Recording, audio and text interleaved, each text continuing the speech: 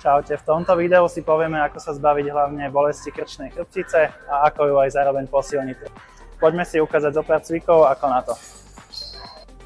Sadnite sa a postavte sa spremene, hlavu držte v neutrálnom postavení. Položte dlane na zadnú časť hlavy a jemne tlačte hlavou dozadu proti odporu rúk.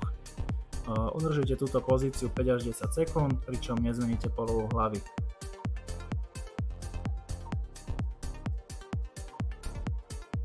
Začíname v polohe na všetkých štyroch. Zapestia si pod ramenami, kolená pod bedrami.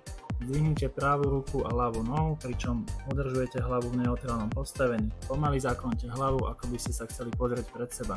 Držte túto pozíciu 5 až 10 sekúnd a vráťte sa späť. Láhnite si na brucho s rukami pozdĺž tela a čelom opretým o podložku. Pomaly zdvihnite hlavu a krk zo zeme, pričom ramena zostávajú na mieste. Sústrete sa na to, aby ste cítili zapojenie svalov v zadnej časti krku. Držte pozíciu 10 sekúnd 5 krát.